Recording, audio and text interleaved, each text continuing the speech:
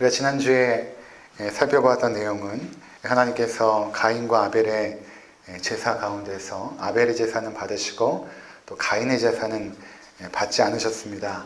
왜 아벨의 제사는 받으시고 가인의 제사는 받지 않으셨는가?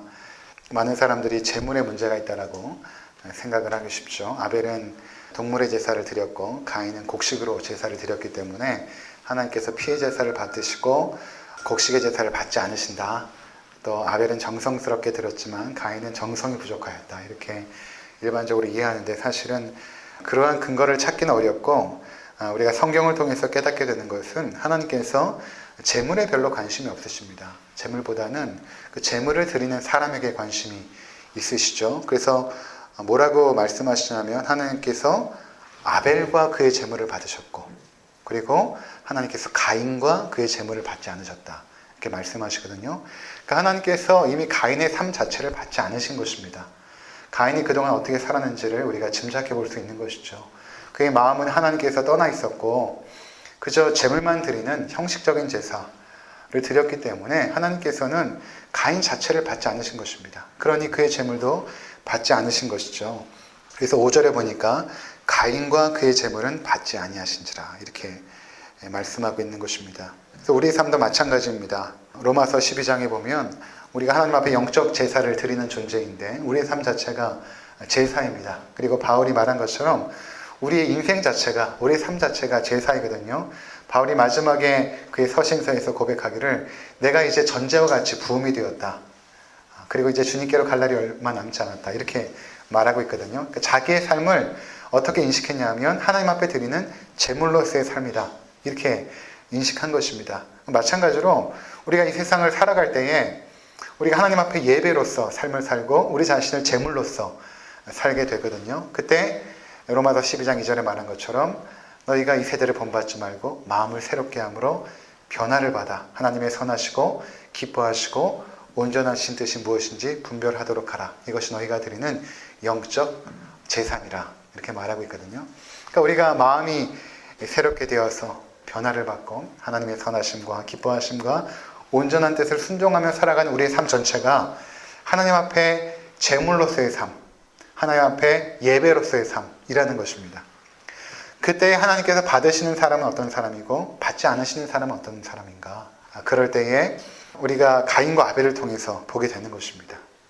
아무리 하나님 앞에 예물을 많이 드려도 하나님께서 그 예물을 받으시는 것이 아니라 그의 삶을 받으신다는 것입니다. 정말로 하나님 앞에 순결하고 거룩하고 정직하게 예수 그리스도와 동행하면서 살아가고 있는가?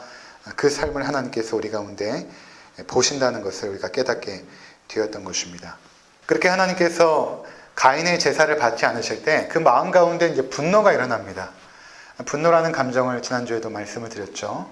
분노라는 감정 자체가 우리 가운데 일어나기 시작하는 것은 죄로 말미암아 타락하여서 우리가 하나님을 가장 사랑하고 하나님 중심으로 모든 삶을 살아가야 되는데 그렇지 아니하고 하나님을 가장 사랑하는 것이 아니라 이제는 내가 나를 가장 사랑하는 존재가 된 것입니다. 나를 가장 사랑하는 존재. 나를 미워하는 모든 자들은 악한 자들이고 나를 좋아하는 사람들은 좋은 사람들이고 나 중심으로 모든 것들을 판단하고 생각하고 내가 삶의 기준이 되어지고 내가 삶의 가장 소중한 존재로 여겨집니다. 그래서 내가 가장 사랑하는 나를 누군가 공격해오면 누군가 손해를 끼치거나 누군가 나를 인정해주지 않거나 그러면 거기서 분노가 일어나는 것입니다. 그러니까 인간이 내는 분노는 대부분 정당하지가 않죠. 자기 중심으로 분노가 일어나기 때문에 반면에 예수 그리스도의 분노는 어떻습니까? 예수님은 자기 자신이 아무리 핍박을 당하고 조롱을 당하고 침뱉음을 당하고 십자가에 못 박혀 죽어도 결코 분노하지 않습니다. 그런데 하나님의 영광을 가리는 사건들 앞에서는 예수님께서 분노하시죠.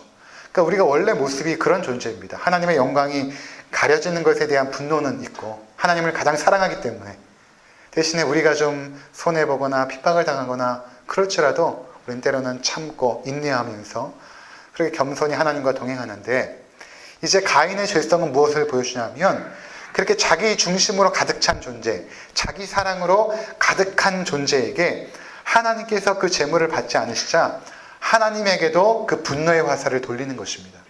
근데 하나님은 눈에 보이지 않으니까 그 눈에 보이는 자기 곁에 있는 동생에게 그 분노를 표출합니다. 들로 나가자라고 말하고 들에 가서 그를 쳐 죽이죠. 그리고 땅에 몰래 묻게 됩니다. 자, 이런 사건이 생기고 나서 하나님께서 그를 찾아오십니다. 9절에 보니까 여호와께서 가인에게 이르시되 내 아우 아벨이 어디 있느냐. 그럼 하나님의 모습을 오늘 우리가 이제 살펴보게 될 텐데, 하나님의 성품을 이해하는 것이 굉장히 중요합니다. 하나님이 어떠한 분이신가를 이해하는 것이 굉장히 중요한데, 창세기 3장에서도 아담과 하와가 범죄한 자리에 하나님께서 찾아오십니다. 그때 장면을 한번 보도록 하겠습니다. 어떻게 찾아오시는가? 3장 9절입니다. 여호와 하나님이 아담을 부르시며 그에게 이르시되 내가 어디 있느냐?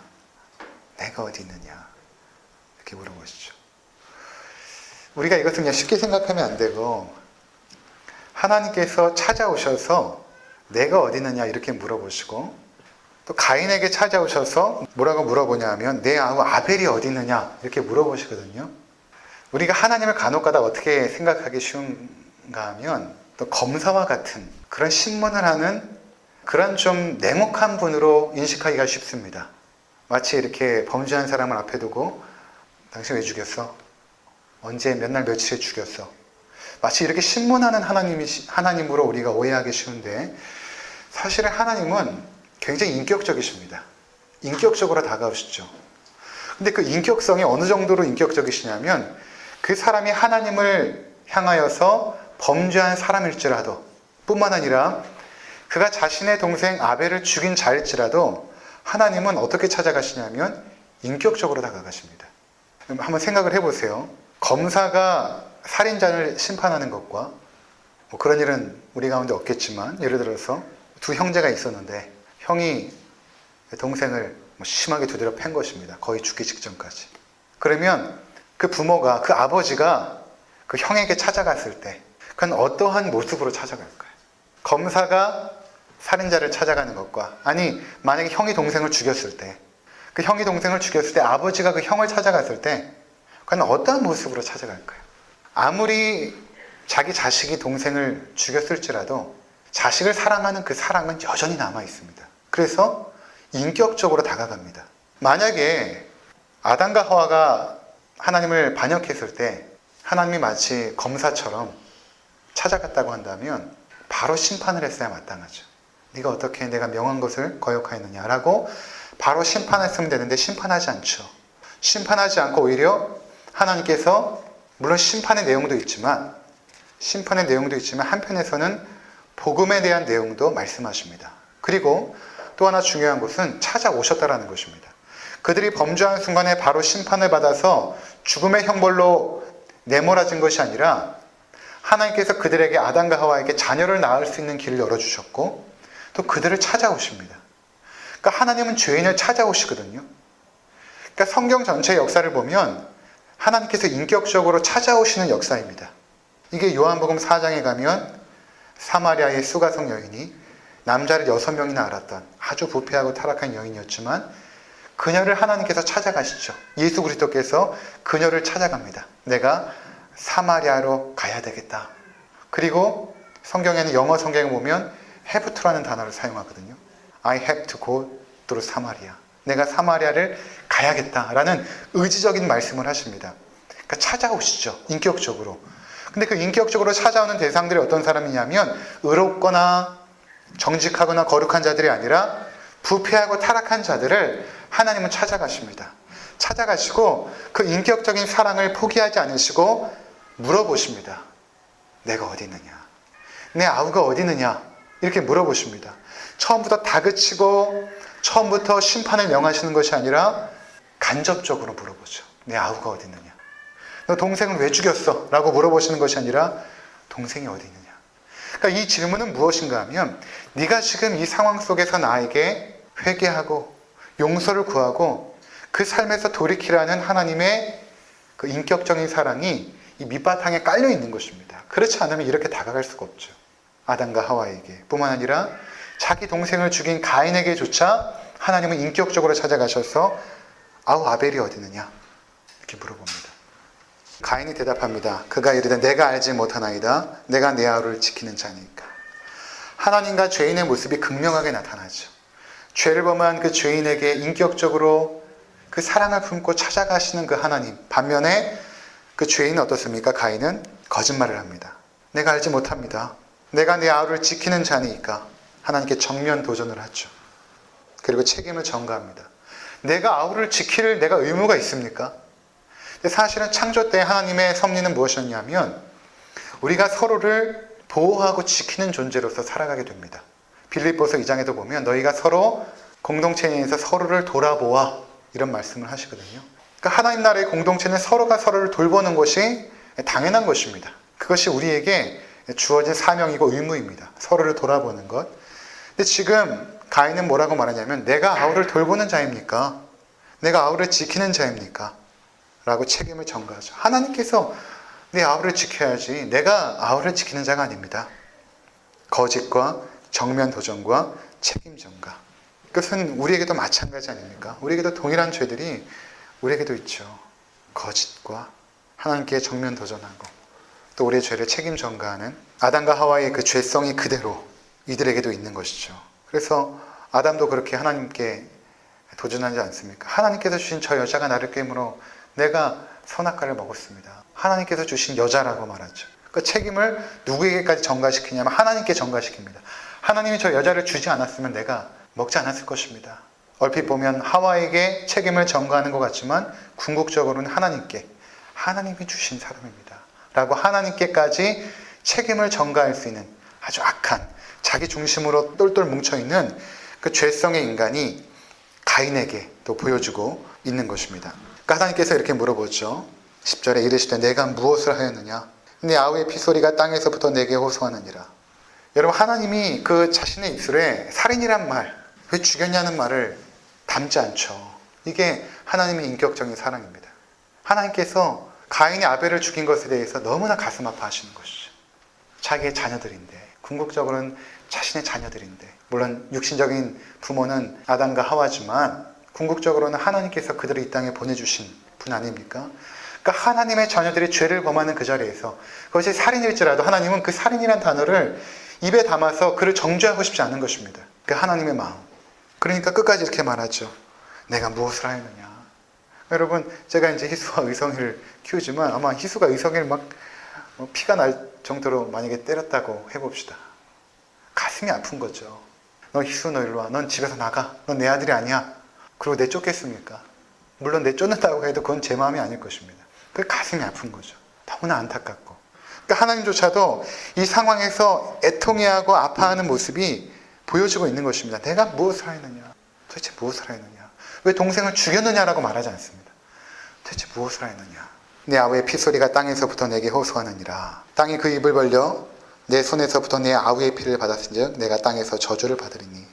하나님께서 공의로우십니다. 그래서 죄에 대하여는 반드시 심판하죠. 하나님은 사랑이십니다.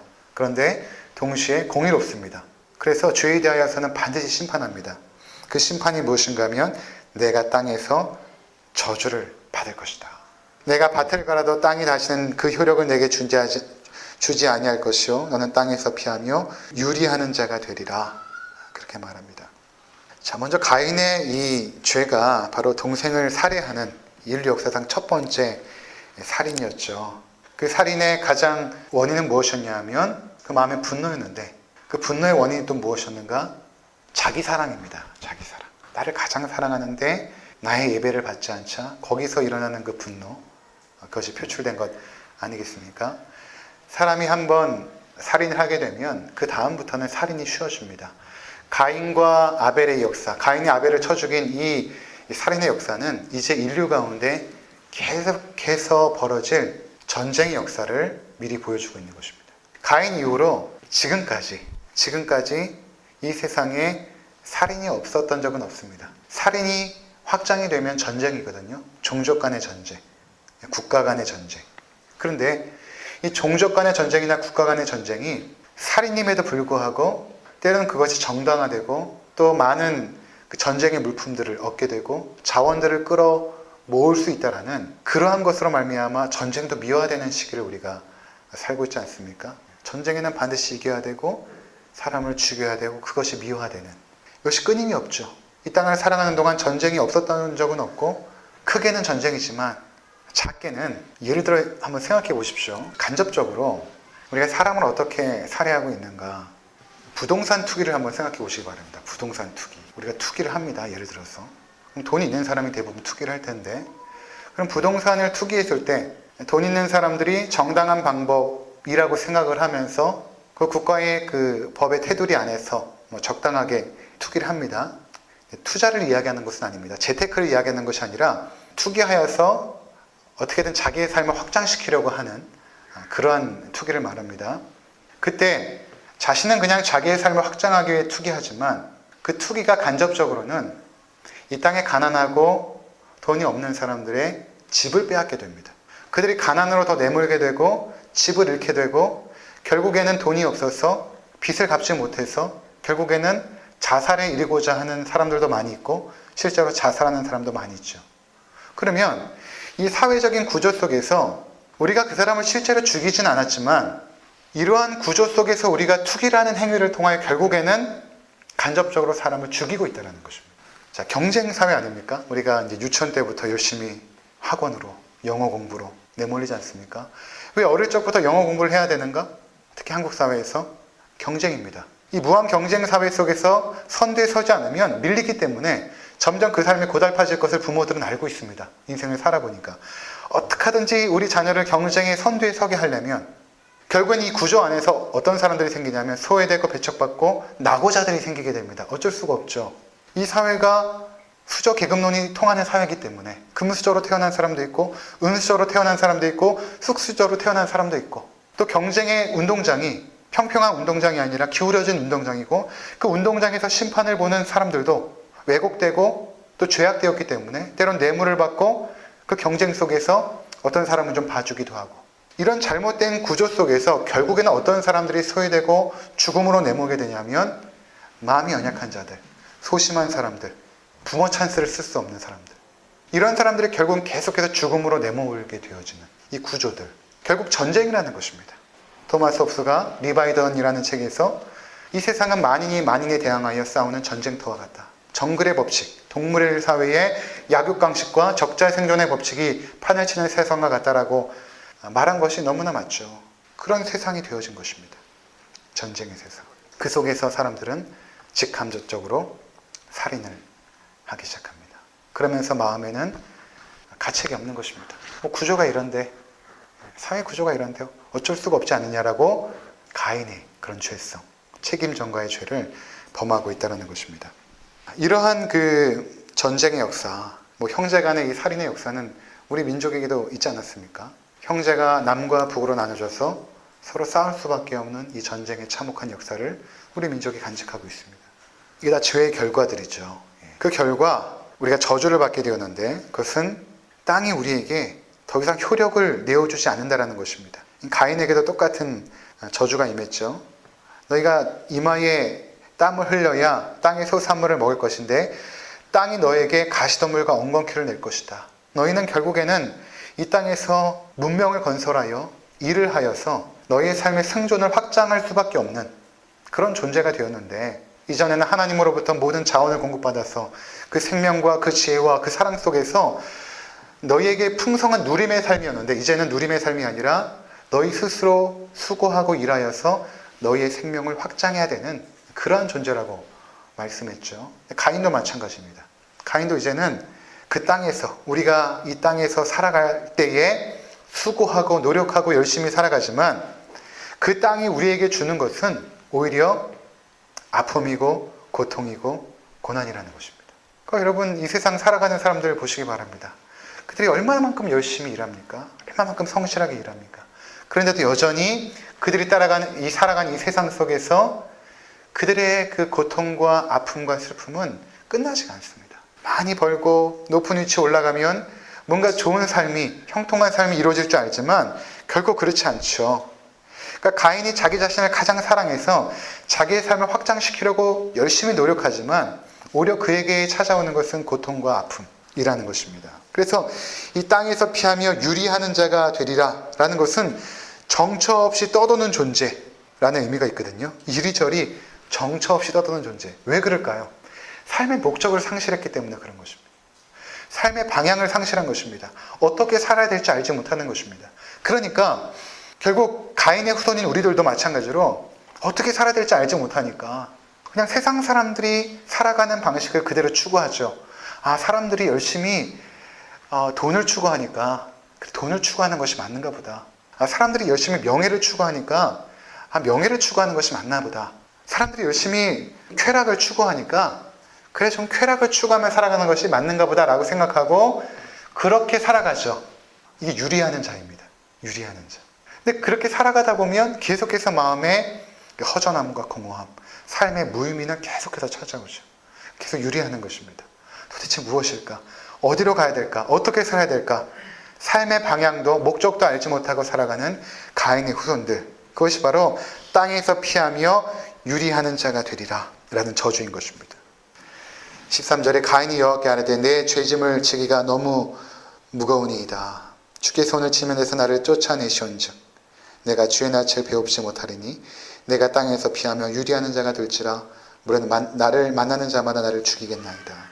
몇 가지의 저주가 임했죠. 14절에 보니까 이 지면에서 나를 쫓아내시온즉 하나님의 품에서 그는 추방을 당한 것입니다. 두 번째, 주의 낯을 배웁지 못하리니 하나님을 가까이함이 그들에게 가장 큰 복이었는데 우리에게 가장 큰 복은 하나님을 가까이 하는 것이었는데 하나님으로부터 추방이 된 것입니다.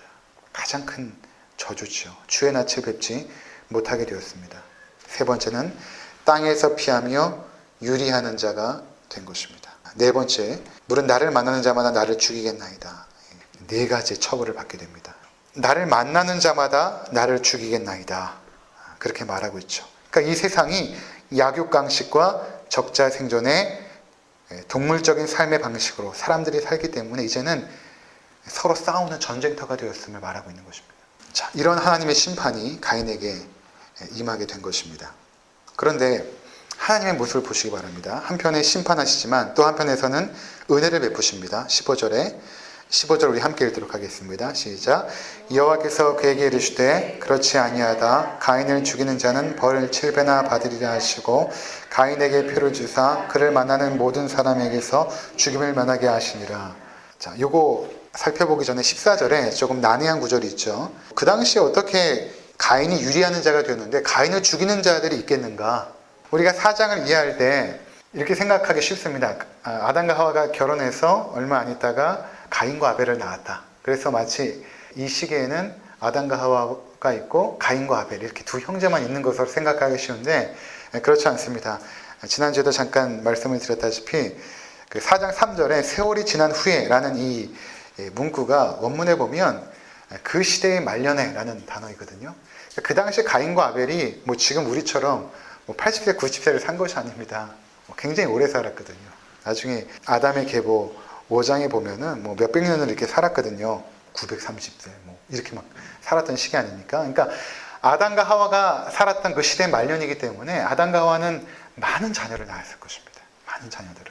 그리고 시간이 한참이 지난 시기입니다.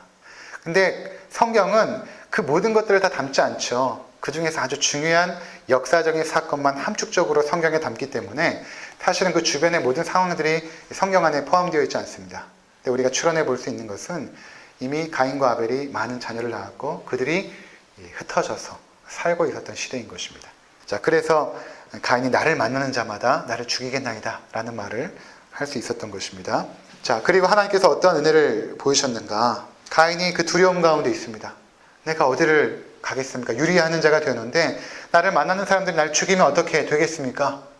우리 생각에는 당연히 죽어도 싸지. 동생을 죽인 살인자인데 라고 생각하기 쉽지만 하나님의 마음은 그렇지 않으세요. 하나님은 그에게 심판도 하시지만 또 은혜를 베푸십니다. 그래서 그렇지 아니하다. 가인을 죽이는 자는 벌을 7배나 받으리라 하시고 가인에게 표를 주십니다. 그리고 그를 만나는 모든 사람에게서 죽임을 면하게 하십니다. 어떠한 표현인지는 알지 못합니다.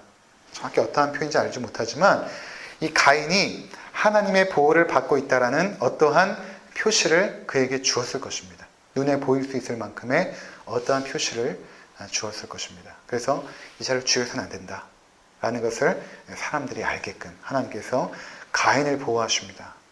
그래서 가인이 하나님의 은혜를 받죠. 은혜를 받습니다. 심판도 받았지만 하나님의 은혜를 또한 받습니다. 자, 이것을 보면 우리가 하나님의 그 성품, 하나님의 그 인격, 하나님의 속성, 가장 대표적인 것이 무엇입니까? 바로 하나님의 사랑, 그리고 또 하나는 하나님의 공의. 이 하나님의 사랑과 하나님의 공의, 진노하시지만 진노 중에도 긍휼을 잊지 아니하시는 그 하나님.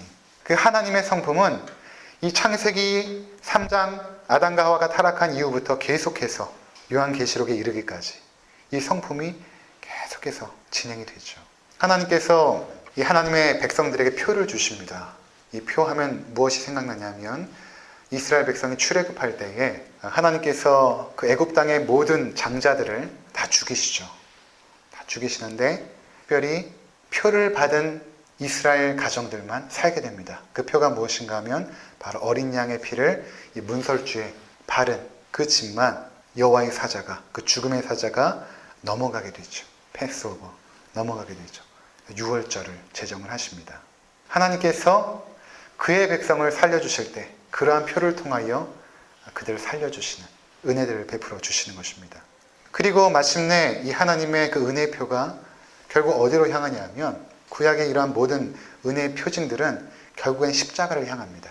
예수님께서 니고데모라는 그 당시에 굉장히 대단한 학자를 만나시거든요. 학자일 뿐만 아니라 유대인의 지도자였습니다. 그 당시에 그 예루살렘 공의회의 한 회원이었으니까 우리나라의 한 국회의원 정도 되는 뿐만 아니라 종교적인 지도자로 많은 사람에게 존경을 받던 니고데모라는 한 사람이 한밤에 예수님을 찾아오죠. 요한복음 3장에 예수님을 찾아오는 사건이 나타납니다. 밤에 아무도 없을 때에 몰래 주님께 찾아와서 이제 대화를 하죠. 그가 처음에 예수님께 와서 했던 말이 이것이죠. 하나님께서 당신을 보내실 것 같습니다. 하나님께로부터 당신이 오지 않았으면 이러한 표적을 결코 할 수 없을 것입니다. 그러자 예수님께서 네가 거듭나지 않았으므로 내가 하는 모든 일들을 알 수가 없다 라고 말하죠. 그러니까 그가 거듭남에 대해서 이해하지 못하니까 거듭남이 무엇입니까? 어머니 뱃속에 들어갔다 나오는 것입니까? 예수님께서 물과 성령으로 나지 아니하면 네가 하나님 나라를 볼 수 없다. 그런 말씀을 하십니다. 이렇게 하나님 나라에 대한 일을 쭉 이야기하시다가 과연 거듭남이 무엇인가를 설명할 때에 과연 누가 거듭나는 존재인가?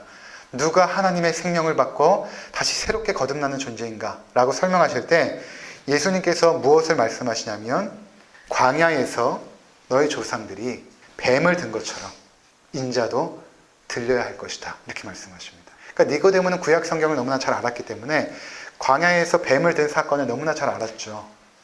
그 당시에 출애굽한 이스라엘 백성들이 광야에서 하나님을 원망하다가 결국에는 불뱀에 물려서 죽게 됩니다. 그들이 죽어가면서 모세에게 부르짖습니다. 모세여, 당신이 하나님 앞에 간절히 기도하여서 우리가 살 수 있는 길을 좀 열어주십시오. 라고 하자 모세가 하나님께 간절히 기도합니다. 하나님의 진노를 걷어주시고 우리를 긍휼히 여겨 주옵소서. 기도하자 하나님께서 그들에게 살 수 있는 길을 열어주시는데 그것이 무엇인가 하면 놋을 녹여가지고 놋뱀을 만들어서 긴 장대에다가 매달고 그것을 높이 듭니다. 그리고 뱀에 물려 죽어가는 사람들이 그 뱀을 보게 되면, 놋뱀을 보게 되면 살게 하신 것입니다. 이 표징을 주십니다. 이 표를 주시죠. 살 수 있는 표를 주십니다. 하나님께서 그들에게 진노하시고 심판하시지만 또 한편에서는 살 수 있는 은혜를 베풀어 주십니다. 표를 통하여 긍휼을 베풀어 주시죠. 그것을 바로 니고데모가 그때 그 사건처럼 인자도 들려야 하리니 이렇게 말합니다. 인자도 들려야 할 것이다. 이 들린다라는 말은 요한복음에서 두 가지 의미가 있는데 첫 번째로는 실제적으로 들리는 것입니다. 육신적으로. 예수님께서 어디서 들리십니까? 십자가에서 들리시죠. 십자가에서 들리십니다. 그리고 또 하나 들리다라는 의미는 영적으로 예수님께서 영광을 받으신 것을 말하거든요. 요한복음에서 들리다라는 것은 영광을 받다라는 의미와 똑같습니다. 그러니까 예수님께서 십자가에 달리신 그 사건이 죄인을 구원하는 그런 구원의 사건이면서 동시에 하나님께서 예수님을 영화롭게 받으시는 사건임을 말하고 있는 것입니다. 즉 십자가 사건이 우리를 구원하는 표징이 된 것입니다. 표가 된 것입니다. 구약을 한번 생각해 보십시오. 하나님을 원망하여서 뱀에 물려서 죽어가는 존재, 저주를 받은 존재입니다. 뱀은 저주의 상징 아닙니까? 그 저주의 상징에 물려서 죽어가는 존재들이 있습니다. 하나님의 공의로운 심판이 임했습니다. 그런데 그 공의로운 심판 중에도 하나님은 긍휼을 잊지 아니하시고 그들에게 구원의 길을 열어주십니다. 그 구원의 길은 무엇인가 하면 하나님께서 제시하신 길입니다. 하나님이 제시하신 길 아니고서는 그들이 구원을 받을 길이 없습니다. 구원의 길을 제시한 것만으로도 기쁨이죠. 그 구원의 길은 아주 이해할 수 없는 구원의 길이죠. 자기들을 방금 물어서 죽게 했던 그 뱀을 쳐다보는 것입니다. 저주의 상징을 쳐다보는 것입니다. 저주의 상징. 여러분, 십자가는 오늘날 우리가 귀걸이도 하고 목걸이도 하고 아름다움의 상징이지만 원래 십자가는 2000년 전에 저주의 상징입니다. 그것은 우리가 입술로 함부로 말을 꺼내기도 싫어하는 그런 단어였습니다. 예를 들어서 그 당시 유대인들은 길을 가다가도 십자가에 달린 사건만 보면 그날 밥을 먹지 못했습니다. 몇 날 며칠 동안. 너무나 역겹기 때문에. 이 십자가형은 로마에서 제정한 것이거든요. 만든 형벌입니다. 아무나 이 십자가를 지는 것이 아니라 그 당시에 국가를 반역하거나 아니면 살인을 진 이런 사람들만 십자가를 지거든요. 그러니까 예수님 좌우편에 누가 달렸습니까? 강도들이 달린 것입니다. 그 저주의 상징, 그 십자가. 예수님께서 그 저주의 상징으로 표징이 되신 것입니다. 근데 그 저주의 상징, 그 표징을 우리가 믿음으로 바라보게 되고 그것을 믿게 되면 어떻게 됩니까? 하나님의 긍휼하심을 잊게 되는 것입니다. 예수께서 우리의 모든 저주와 심판을 대신 담당하시고 그 저주를 담당하시고 그것을 바라보고 믿는 자들로 하여금 하나님의 긍휼을 받는 길을 열어주신 것입니다. 하나님께서 우리에게 구원받을 길은 이것밖에 제시하신 것이 없습니다. 노뱀을 이스라엘 백성에게 제시한 것처럼 우리에게 구원의 길을 제시하신 사건은 십자가에 달린 예수 그리스도를 믿는 것밖에 없는 것이죠. 그러니까 예수님께서 나는 길이요 진리요 생명이니 나로 말미암지 않고는 아버지께로 갈 수가 없다. 그 십자가의 표징. 그것을 받는 길만이 우리가 살 수 있는 유일한 길이 된다는 것입니다. 오늘 우리가 말씀 속에서 이 두 가지의 상반된 모습을 보게 되죠. 하나는 하나님의 인격, 하나님의 성품, 하나님의 속성. 또 한편에서는 죄인들의 성품, 인격, 죄인들의 속성. 죄인들은 끝까지 자기의 죄를 인정하지 않고 그 죄를 전가시키고 하나님을 향하여 정면 도전하는 그 가인과 같은 죄인을 향하여 그 인격적인 아버지의 사랑을 가지고 찾아오십니다. 그리고 그 죄를 미워하는 그 하나님께서 가인을 또한 긍휼히 여기십니다. 그 죄를 미워하지만 그 가인을 긍휼히 여기셔서 이제 다음 주에 살펴보게 되겠지만 그 놋 땅에 거주하면서 또 아내를 얻고 자녀를 낳습니다. 그렇게 하나님께서 그의 삶을 보호하시고 인도해 주시죠. 배려해 주십니다. 그 하나님의 성품 때문에 우리가 이 자리에 있는 것입니다. 그 하나님의 성품 때문에 그 아버지로서의 그 긍휼과 그 사랑 뿐만 아니라 그 단호한 그 공의, 그 하나님의 그 성품 때문에 우리가 이 자리에 있는 것입니다. 우리가 죄를 범했지만 하나님께서 그 우리의 모든 죄를 십자가에서 다 심판하십니다. 그러면서 하나님의 공의로움을 보여주셨습니다. 죄를 그냥 덮지 않으시죠. 하나님은 죄를 덮지 않으십니다. 그것을 심판하십니다. 우리가 당해야 될 심판을 예수 그리스도를 통하여 심판하시죠. 하나님의 아들이었음에도 불구하고 예수님은 십자가의 저주를 담당하십니다. 그리고 그것을 믿는 자들로 하여금 하나님의 긍휼을 입게 하시는 것입니다. 그 큰 사랑을. 그래서 요한복음 3장 16절에 예수님께서 니고데모에게 이렇게 말하죠. 하나님이 세상을 이처럼 사랑하사 독생자를 주셨으니 이는 저를 믿는 자마다 멸망하지 않고 영생을 얻게 하려 하심이라. 멸망당하는 것이 너에게 당연하지만 하나님이 그의 아들 독생자를 보내셔서 멸망당하지 않을 길을 열어주시고 그 길을 열어주신 그 하나님은 우리를 너무나 사랑하신 하나님입니다. 하나님이 너희를 사랑하셨다. 이 세상이라는 것은 바로 우리를 말하는 것입니다. 하나님의 백성들. 너희를 하나님께서 사랑하신 것이다. 진노 중에도 긍휼을 잊지 아니하시는 그 하나님. 그 하나님을 기억하시고 그 하나님께 더욱더 우리의 사랑을 드리시고 우리의 삶을 드리셔서 아름다운 예배의 삶을 사시는 우리 모두가 되시기를 주의 이름으로 축원을 드립니다. 기도하겠습니다.